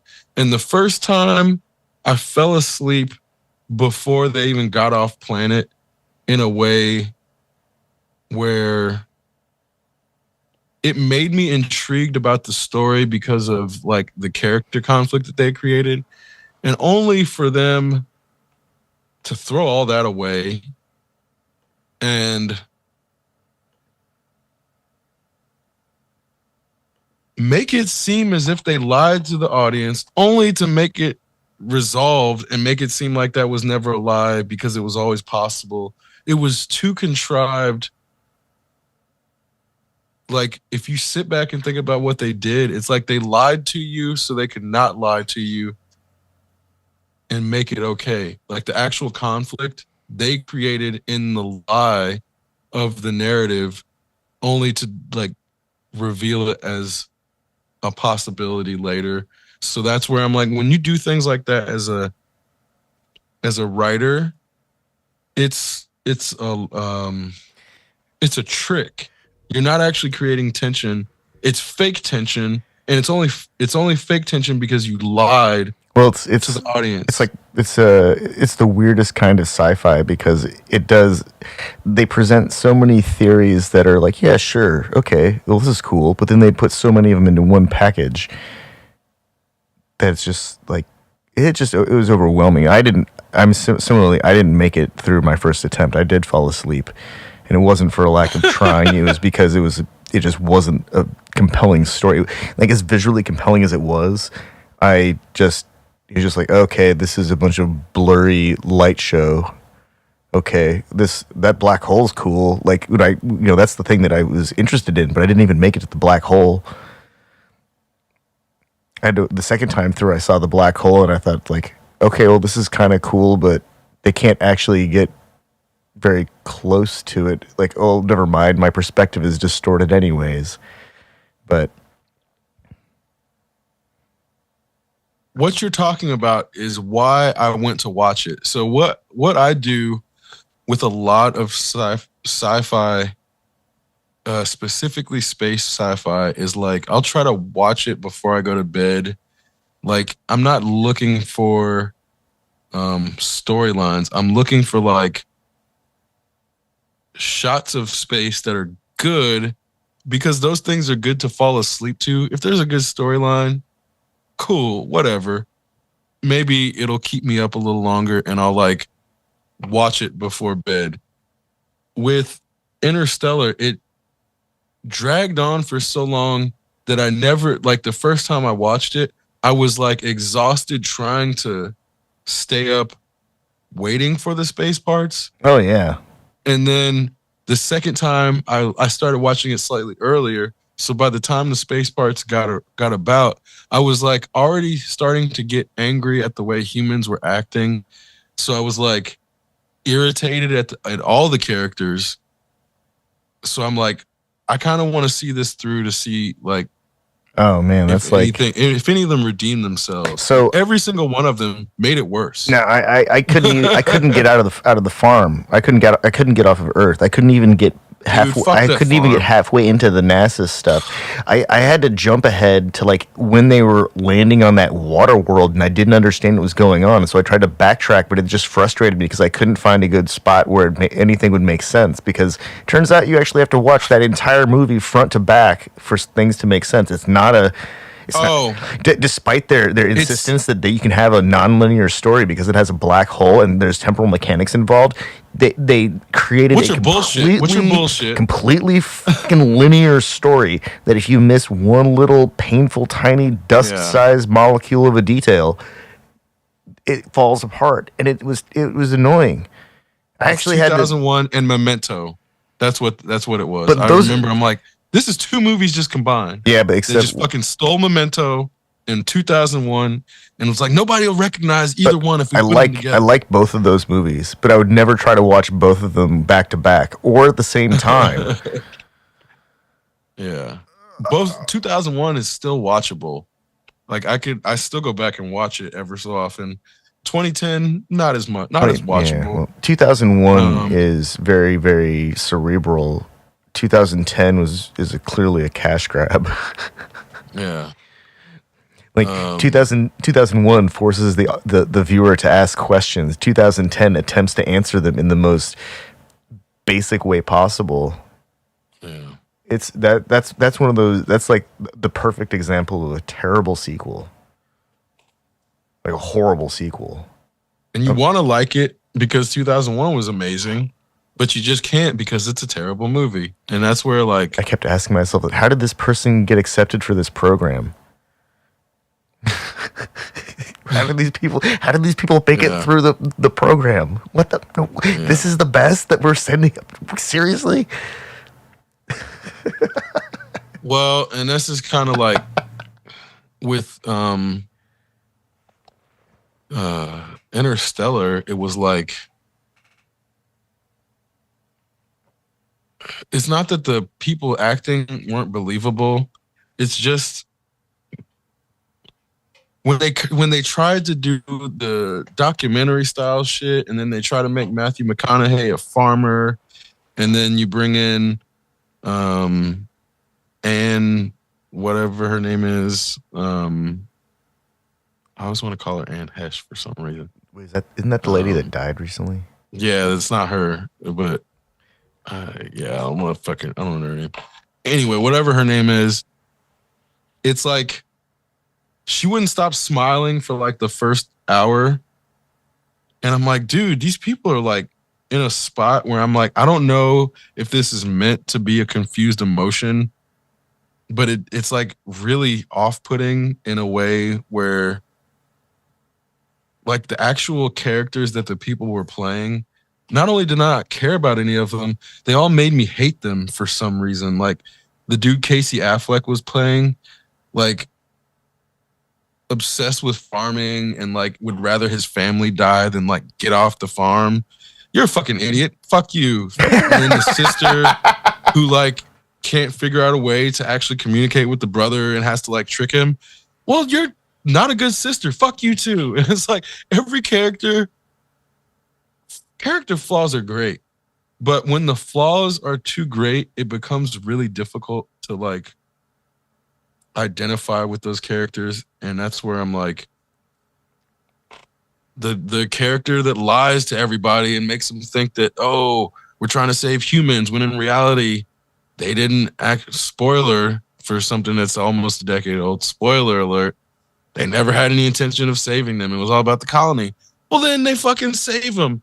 Well, then you just lied to me as the audience to make me feel better when they actually save them. So it's shit like that.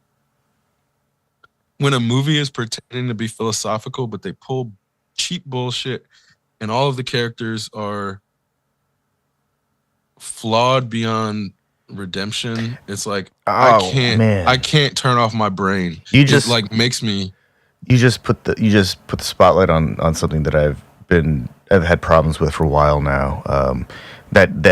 There's that movie Squid Games, or series Squid Games, and Netflix tried to do a reality series about it, and it failed because the contestants were complaining that the was people rigged. well, yeah, it was also that people were unusually cruel to the contestants, but more on that is that show, and then there was another one. I think it was called like The Platform. It was about a prison where they had a platform of food that everyone had to share, and people were cruel to each other.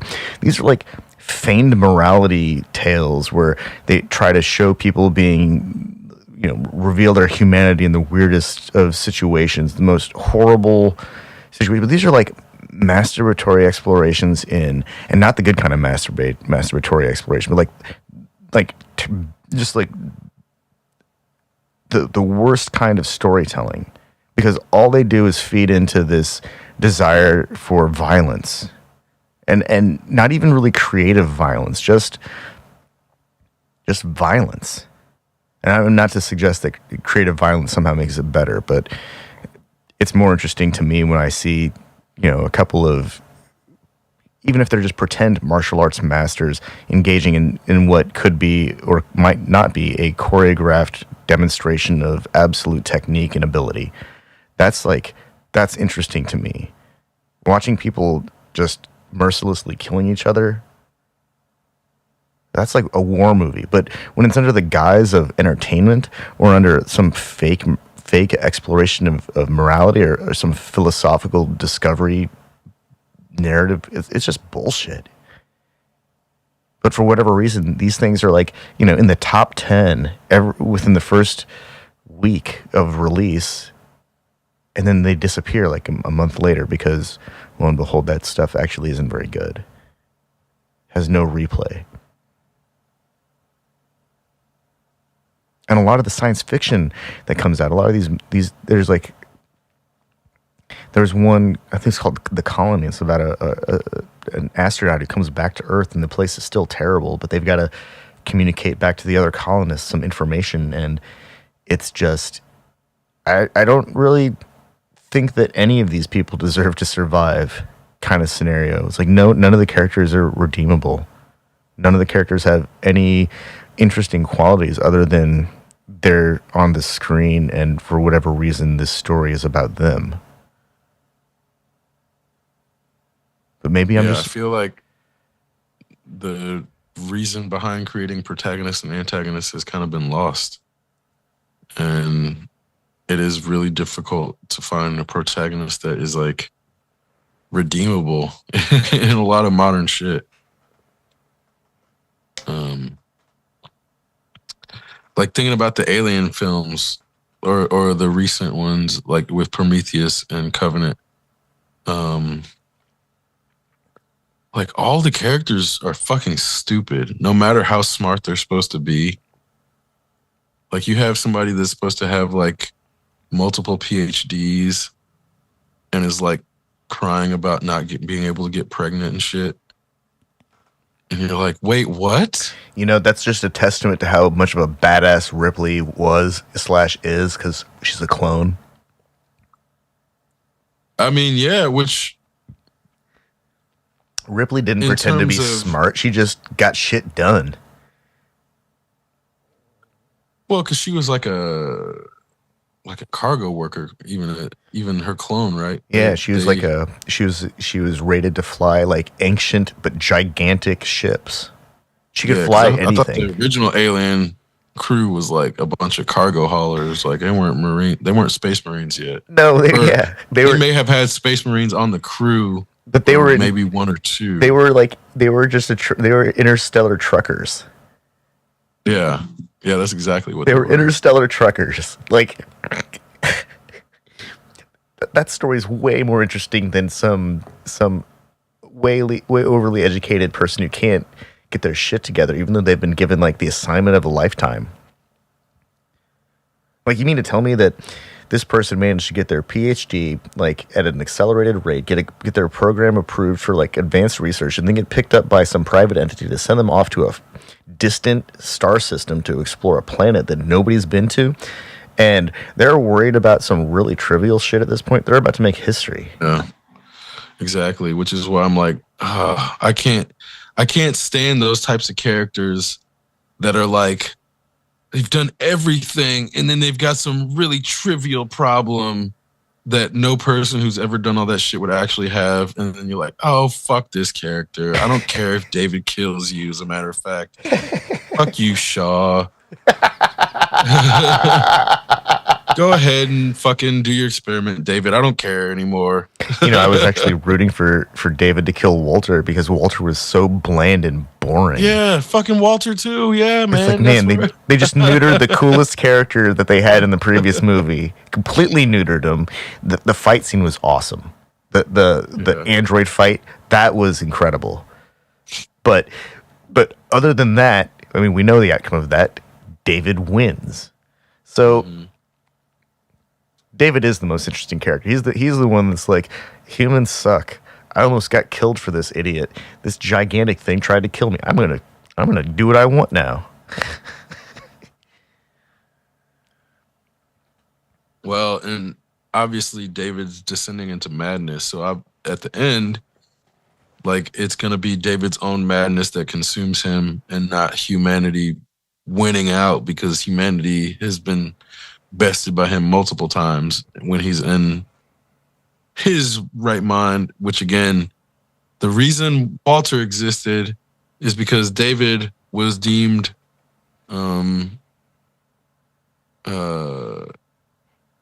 Unfit.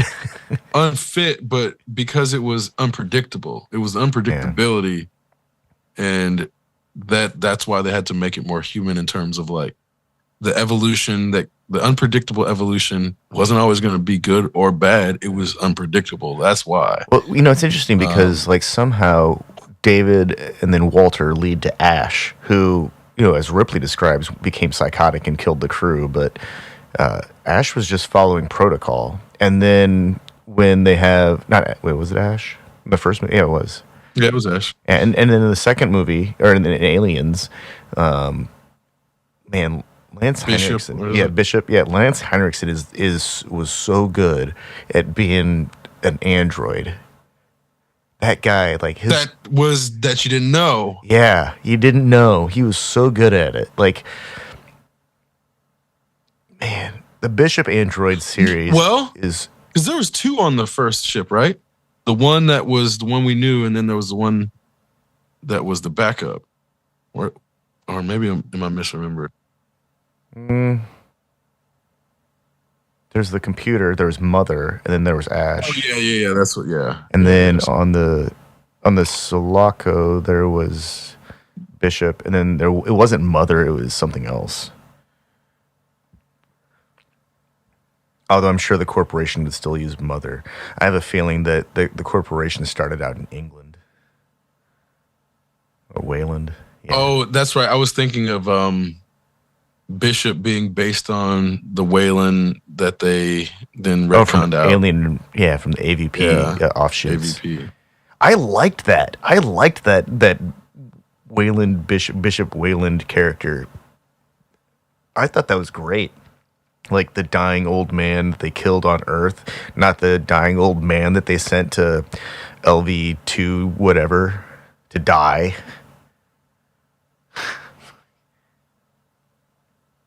Yeah, because then they showed he had red blood and not white, Yeah.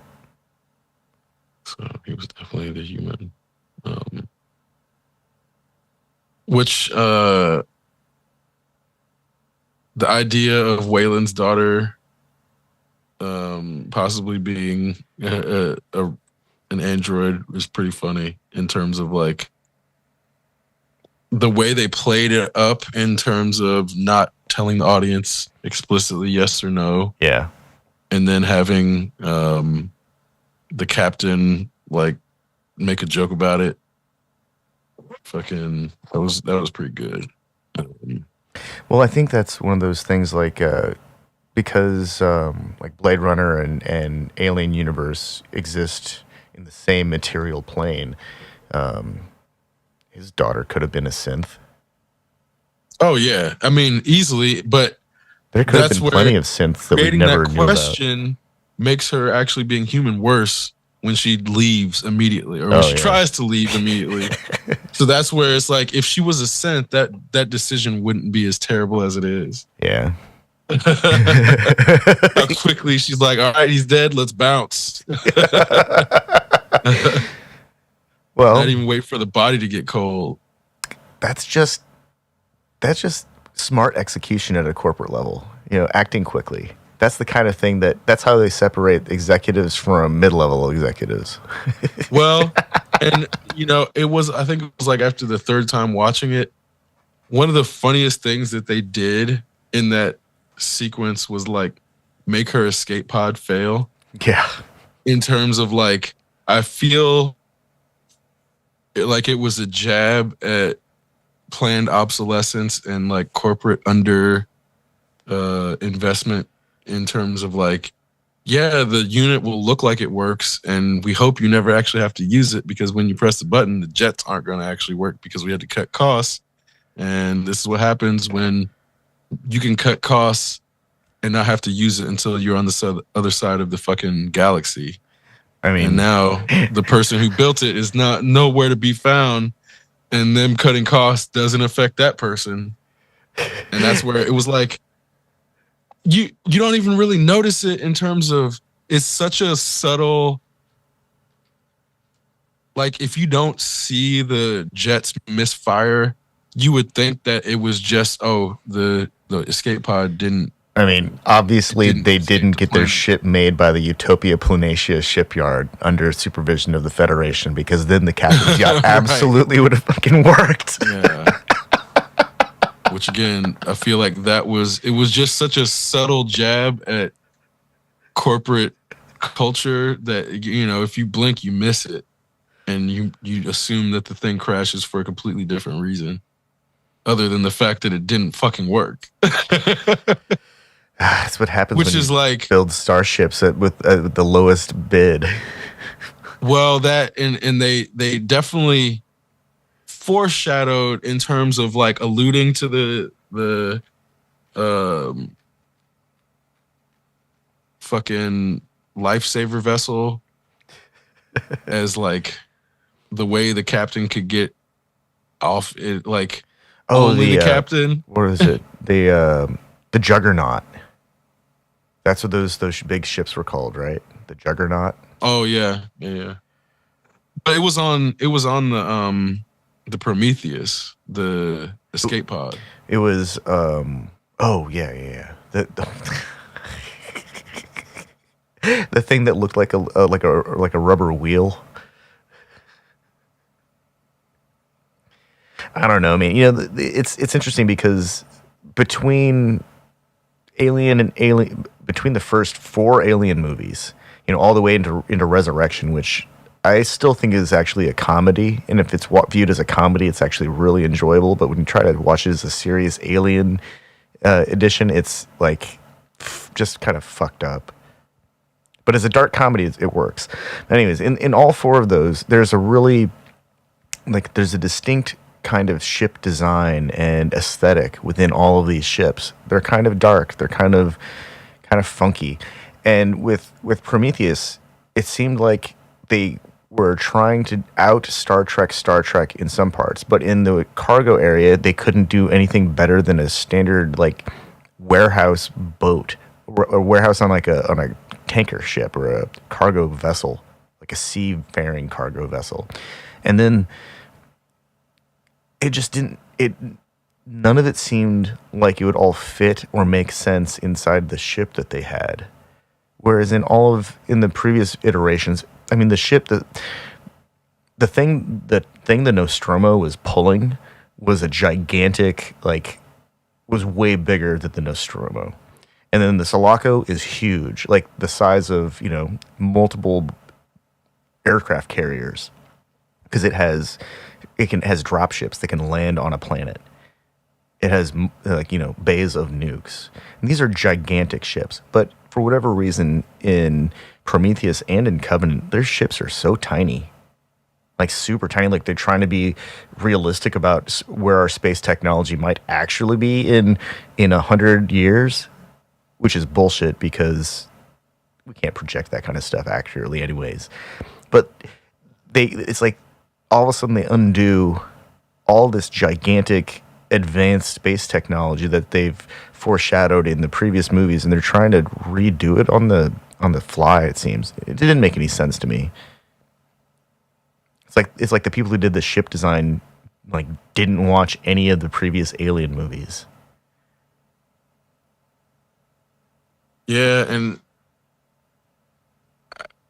I think you're right in terms of like that is not going to age well because it's very like 2010 to 2017 style. Um, and like the lens flare and fucking they didn't use it as much as Abrams in Star Trek, but it's definitely like Yeah, but the the Kelvin same timelines type can of be forgiven gloss. because they're trash. I mean, they did a good job. It's one of the few examples of a time travel continuum, alternate reality that I can kind of forgive, because in essence they undo everything and they try to start with a clean slate, but they just ended up telling trash stories. The first one was interesting because of that one little. They stretched out entire episodes of Star Trek into movies. That was their problem.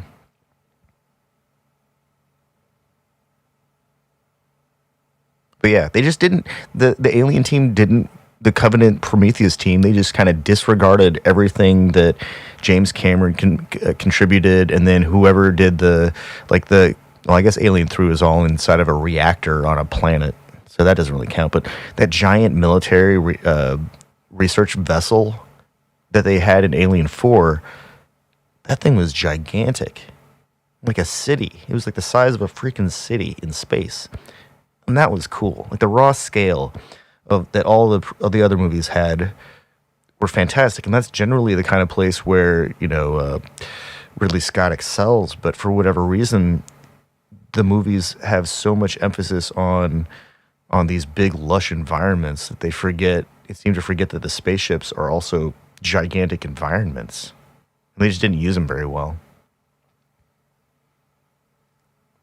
like the whole scene in Covenant at the end when they're in the pods and David's like got the little embryos and they do the big reveal. It's like that ship seems like it's way too tiny to survive the actual travel, the distances traveled in interstellar space, where like a grain of sand could completely undermine their life support system. I'm sorry, I not. think that one thing they did have was like a lead ship, right? Where there's like a ship that's like the deflector. But that thing failed, and they had to because there was an or they did there was a emergency, right, but they like, had it. yeah. So it was like they had it at one point, and the thing failing, I think, is meant to show us like, yeah, there's definitely the potential that this could have happened way earlier, but they got lucky basically and made it. Yeah, they made like, it that far before their shield, like, which gave obviously out. is not realistic, but they had to put the thing there and then have it fail just to let the audience know that we thought about that. And yeah, they got lucky. Yeah. Well, maybe that's just a reflection of myself as part of the audience becoming more sophisticated. My expectations for stories involving space travel. That if they're gonna try and inject, here's my problem. I don't care if there's no realism. I can suspend disbelief. I like Star Trek. I think that's a fantastic universe. It's got all sorts of great fun technology with multi-syllable words that challenge the tongue, but I don't expect any of that to be grounded in too much in reality. But when a story pretends to have some kind of scientific accuracy, then only going 10% isn't enough. Like we know that the only thing that allows those forward shield ship designs to function properly is raw speed. So they got to be traveling like wicked fast. Otherwise, not only are they dealing with like bombardment from the front, which is where all the shielding actually protects them, like radiation or cosmic rays, but all the stuff that they hit is most likely going to be in front of them. And like most of the estimates modeling showing ships traveling to like Proxima Centauri, those they show the shielding eroding over time. Like they know that the shielding is going to disappear basically, so that has to be designed into it. But then there's also issues of like friction and of acceleration and sustained travel, and all these things also erode the surfaces of the shielding of these ships. So I don't know. It's definitely me. I'm the problem. I expect too much. I expect too much from our science fiction.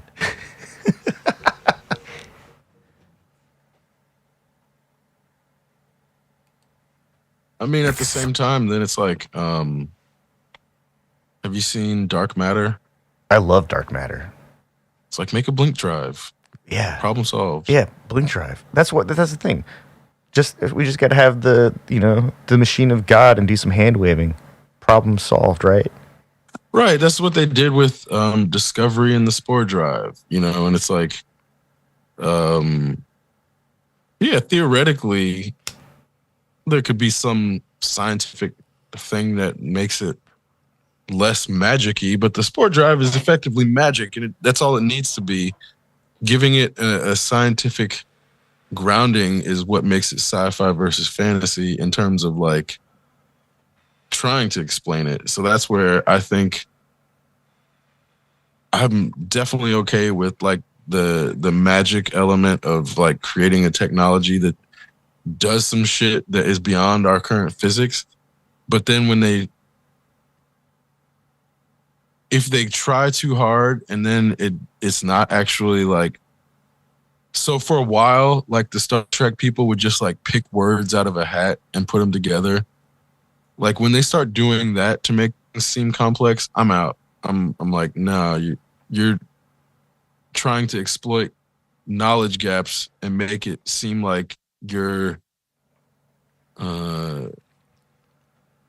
doing something more technically profound than it actually is. And that's where when I'd rather them not do that at all than just like pull words from a hat. Whereas like if they're going to try to create a theory and then consult scientists, and then, the scientists are like, you can do this, but you can't do that. And then they rewrite it based on what the scientist says. That to me is like better sci-fi. But it's like, if they're not going to go to that length, then I'd rather them not try to explain that part and just insert the magic. Just yeah. We don't always need explanations. Yeah. We don't have to know how the sausage is made to enjoy it, do we?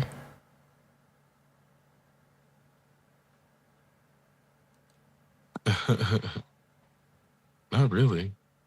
Never once have I ever.